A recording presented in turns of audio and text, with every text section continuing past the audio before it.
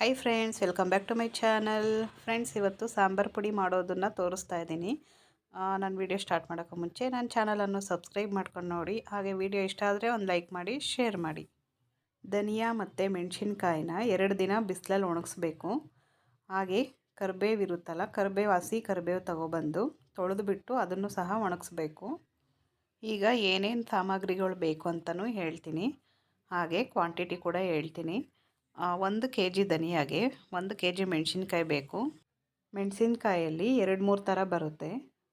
ನಾವು ಯಾವಾಗಲೂ ಅಷ್ಟೇ ಖಾರ ಇರೋ ಮೆಣಸಿನ್ಕಾಯಿ ಇಸ್ಕೋಬೇಕು. ಖಾರ ಇರೋ ಮೆಣಸಿನ್ಕಾಯಿ ಅಂದರೆ ತುಂಬ ಚಿಕ್ಕ ಚಿಕ್ಕದು ಮೆಣಸಿನ್ಕಾಯಿ ಬರುತ್ತಲ್ಲ ನೋಡಿ, ಈ ಥರ ಮೆಣಸಿನ್ಕಾಯಿ ಇಸ್ಕೊಂಡ್ರೆ ಖಾರ ಇರುತ್ತೆ. ಒಂದೊಂದು ಮೆಣಸಿನ್ಕಾಯಿ ಖಾರ ಇರಲ್ಲ. ಅದಕ್ಕೆ ಖಾರ ಇರುವಂಥ ಮೆಣಸಿನ್ಕಾಯಿನ ಕೇಳಿ ಈಸ್ಕೊಳ್ಳಿ. ಹಾಗೆ 1 kg ಧನಿಯಾಗೆ 1 kg ಮೆಣಸಿನ್ಕಾಯಿ ಬೇಕು. ಇದು ಬಂದು ಬಾಡಿಗೆ ಮೆಣಸಿನ್ಕಾಯಿ. ಇದು 1 kg ಧನಿಯಾಗೆ 1/4 kg ಬಾಡಿಗೆ ಮೆಣಸಿನ್ಕಾಯಿ ಬೇಕು. ಹಾಗೆ ಹೆಸರು ಕಾಳು 1/4 kg, ಕಡಲೆಬೇಳೆ 1/4 kg, ತೊಗರಿಬೇಳೆ 1/4 kg, ಹಾಗೆ ಉದ್ದಿನಬೇಳೆ 1/4 kg. ಎಲ್ಲ ವಸ್ತುಗಳು 1/4 kg ಬೇಕು. ಹಾಗೆ ಇದು ಕರಿಬೇವು. ಹಾಗೆ ಅಕ್ಕಿ ಕೂಡ ಅಷ್ಟೇ, ಅದು 1/4 kg ಬೇಕು. ಹಾಗೆ ಚಕ್ಕೆ ಲವಂಗ 50 ಗ್ರಾಮ್ ಆದರೆ ಸಾಕು. ಹಾಗೆ ಗಸಗಸೆ 100 ಗ್ರಾಮ್ ಬೇಕಾಗುತ್ತೆ. ಇದು ಬಂದು ಲವಂಗ. ಹಾಗೆ ಅರಿಶಿಣದ ಕೊಂಬು 50 ಗ್ರಾಮ್ ಆದರೆ ಸಾಕು. ಕಾಳು ಮೆಣಸು 100 ಗ್ರಾಮ್ ಬೇಕು. ಇದು ಸಾಸಿವೆ 50 ಗ್ರಾಮು. ಹಾಗೆ ಜೀರಿಗೆ 1/4 kg ಬೇಕಾಗುತ್ತೆ. ಹಾಗೆ ಮೆಂತ್ಯ ಕೂಡ 50 ಗ್ರಾಮ್ ಬೇಕಾಗುತ್ತೆ. ಮೆಂತ್ಯ ಮತ್ತು ಸಾಸಿವೆ 50 ಗ್ರಾಮ್ ಆದರೆ ಸಾಕು. ಸಾಸಿವೆ 50 ಗ್ರಾಮು, ಮೆಂತ್ಯ 50 ಗ್ರಾಮು. ಮೆಂತ್ಯ ಸಾಸಿವೆ ಜಾಸ್ತಿ ಹಾಕಬಾರ್ದು, ಯಾಕಂದರೆ ಅದು ಕಸರೆ ಬರುತ್ತೆ. ಅದಕ್ಕೆ 50 ಗ್ರಾಮ್ ಆದರೆ ಸಾಕು. ಈಗ ಫಸ್ಟು ಧನಿಯಾನ ಹುರ್ಕೊಳ್ಳೋಣ. ಧನಿಯಾ ಹುರಿಯೋವಾಗ ಕೈ ಬಿಡದೆ ಹುರಿತಾ ಇರಬೇಕು, ಯಾಕಂದರೆ ಅದು ಬೇಗ ಬಿಡುತ್ತೆ. ಅದಕ್ಕೆ ಈ ಥರ ಕೈ ಆಡಿಸ್ತಾ ಇರಬೇಕು. ಕೈ ಬಿಡದೆ ಕೈ ಆಡಿಸ್ತಾ ಇರಬೇಕು, ಇಲ್ಲ ಅಂದರೆ ಕೆಳಗಡೆ ಇರೋದು ಬೇಗ ಬಿಡುತ್ತೆ. ಆಗ ಸಾಂಬಾರು ಪುಡಿ ಕಪ್ಪಗೆ ಬರುತ್ತೆ. ಅದಕ್ಕೆ ಕೈ ಆಡಿಸ್ತಾ ಇರಬೇಕು. ಹಸಿ ವಾಸನೆ ಹೋಗೋವರೆಗೂ ಹುರಿತಾ ಇರಬೇಕು. ಇದಾಗಿದೆ ಅಂತ ಹೇಗೆ ಗೊತ್ತಾಗುತ್ತೆ ಅಂದರೆ ಕೈಯಲ್ಲಿ ಮುಟ್ಟಿ ನೋಡಬೇಕು. ಕೈಗೆ ಬಿಸಿ ತಾಕುತ್ತಲ್ಲ, ಎಷ್ಟು ಬಿಸಿ ಇದೆಯೋ ಅಷ್ಟು ನೋಡ್ಕೋಬೇಕು. ಕೈಗೆ ಬಿಸಿ ಅಂಟುತ್ತೆ ಅಂದಾಗ ತೆಗೆದುಬಿಡಬೇಕು. ಈಗ ಕರೆಕ್ಟಾಗಿದೆ. ಹಾಗೆ ಧನಿಯಾನ ಸ್ವಲ್ಪ ಸ್ವಲ್ಪನೇ ಹಾಕ್ಕೊಂಡು ಈ ಥರ ಹುರಿಬೇಕು. ಒಂದೇ ಸರಿ ಎಲ್ಲನೂ ಹಾಕಬಾರ್ದು. ಈಗ ಹೆಸ್ರು ಕಾಳನ್ನ ಹುರ್ಕೊಳ್ಳೋಣ.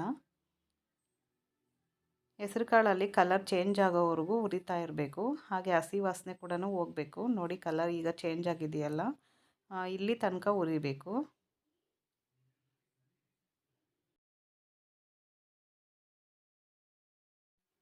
ಈಗ ತೊಗರಿಬೇಳೆ ಹಾಕ್ಬಿಟ್ಟು ಹುರ್ಕೋಬೇಕು. ತೊಗರಿಬೇಳೆನೂ ಅಷ್ಟೇ ಕಲರ್ ಚೇಂಜ್ ಆಗೋವರೆಗೂ ಹುರಿತಾ ಇರಬೇಕು. ಹಾಗೆ ಅದು ಹಸಿ ವಾಸನೆ ಹೋಗಬೇಕು. ಹಸಿ ವಾಸನೆ ಹೋಗಿ ಈ ಥರ ಕಲರ್ ಚೇಂಜ್ ಆಗುತ್ತೆ, ಅಲ್ಲಿ ತನಕ ಹುರಿತಾ ಇರಬೇಕು. ಈಗ ಉದ್ದಿನಬೇಳೆ ಹಾಕೋಣ. ಉದ್ದಿನಬೇಳೆ ಹುರಿತಾ ಇರೋವಾಗ ಸ್ವಲ್ಪ ಗಮ್ ಅಂತ ಬರುತ್ತೆ. ಹಸಿ ವಾಸನೆ ಹೋದ್ಮೇಲೆ ಸ್ವಲ್ಪ ಗಮ್ ಅಂತ ಬರುತ್ತಲ್ಲ, ಅಲ್ಲಿ ತನಕ ಹುರಿಬೇಕು. ಈಗ ಕಡಲೆಬೇಳೆನೂ ಅಷ್ಟೇ ಈ ಥರ ಕೆಂಪಗಾಗೋವರೆಗೂ ಹುರಿತಾ ಇರಬೇಕು. ಅದು ಹಸಿ ವಾಸನೆ ಹೋಗಿ ಈ ಥರ ಕಲರ್ ಚೇಂಜ್ ಆಗುತ್ತೆ, ಅಲ್ಲಿ ತನಕ ಹುರಿಬೇಕು.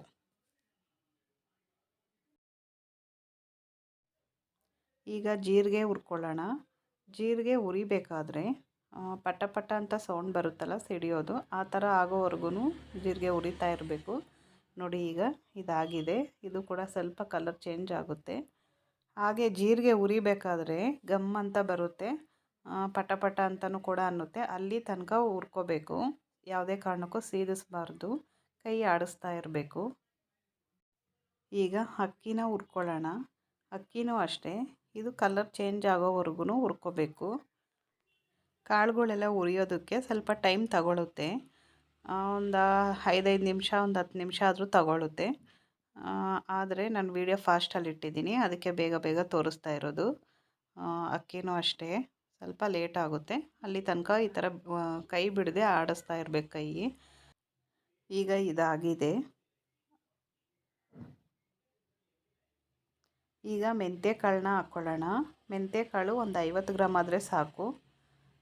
ಇದು ಕಸರೆ ಬಂದುಬಿಡುತ್ತೆ, ಅದಕ್ಕೆ ಒಂದು 50 ಗ್ರಾಮ್ ಆದರೆ ಸಾಕು. ಹಾಗೆ ಸಾಸಿವೆನೂ ಅಷ್ಟೇ ಒಂದು 50 ಗ್ರಾಮ್ ಆದರೆ ಸಾಕು.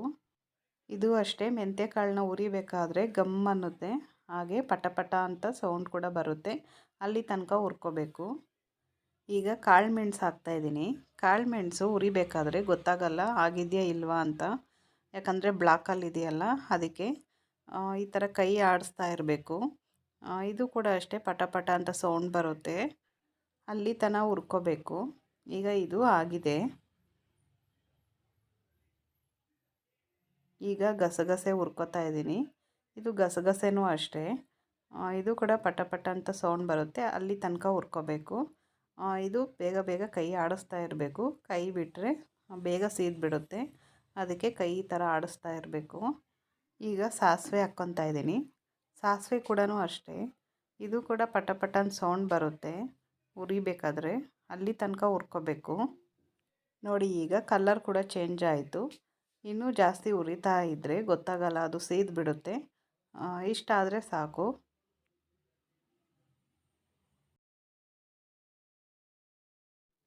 ಈಗ ಚಕ್ಕೆ ಲವಂಗ ಹಾಕ್ಕೊಳ್ಳೋಣ.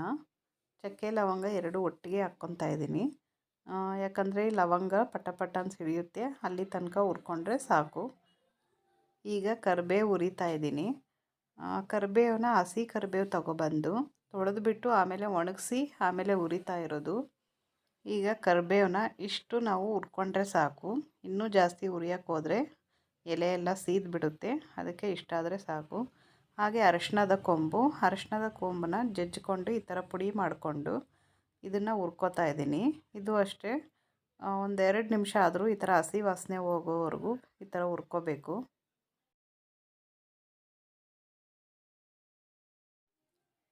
ಈಗ ಮೆಣಸಿನ್ಕಾಯಿ ಹುರಿತಾ ಇದ್ದೀನಿ. ಮೆಣಸಿನ್ಕಾಯಿ ಯಾಕೆ ಈ ಥರ ಪುಡಿ ಮಾಡ್ಕೊಂಡಿದ್ದೀನಿ ಅಂದರೆ, ಮೆಣಸಿನ್ಕಾಯಿಗೆ ಎಣ್ಣೆ ಹಾಕ್ಬಿಟ್ಟು ಹುರಿದಾದ್ಮೇಲೆ ಅದು ಸ್ವಲ್ಪ ನಾರು ಥರ ಬಂದುಬಿಡುತ್ತೆ. ಅದನ್ನು ಮಿಷಿನಲ್ಲಿ ಅವರು ಅಲ್ಲಿ ಕುಟ್ಕೊ ಬರಬೇಕು, ಇಲ್ಲಾಂದರೆ ಈ ಥರ ಇದ್ದರೆ ಹಾಕಲ್ಲ ಅಂತ ಹೇಳ್ತಾರೆ.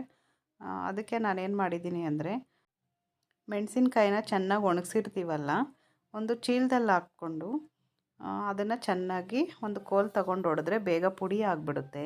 ಅದೇ ನಾವು ಫಸ್ಟೇ ಎಣ್ಣೆ ಹಾಕಿ ಸ್ವಲ್ಪ ಹುರಿದ್ರೆ ಅದು ಈ ಥರ ಪುಡಿನೇ ಆಗಲ್ಲ, ಮತ್ತೆ ಹೊಡೆಯೋಕ್ಕೆ ಹೋದರೆ.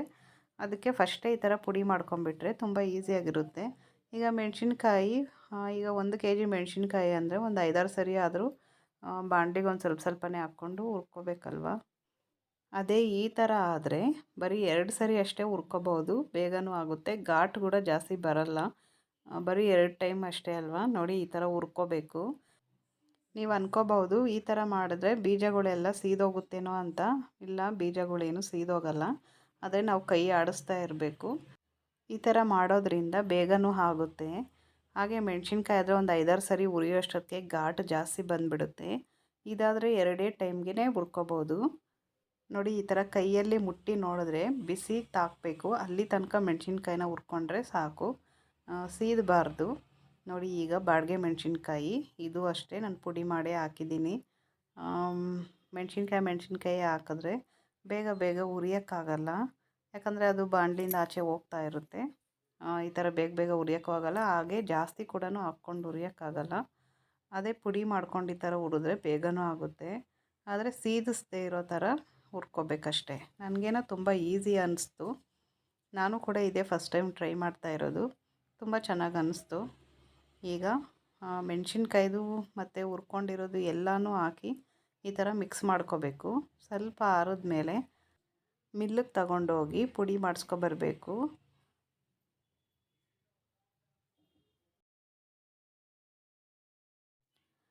ಈಗ ಮಿಲ್ಲಿಗೆ ತಗೊಂಡೋಗಿ ಪುಡಿ ಮಾಡಿಸ್ಕೊಂಡು ಬಂದಿದ್ದೀನಿ.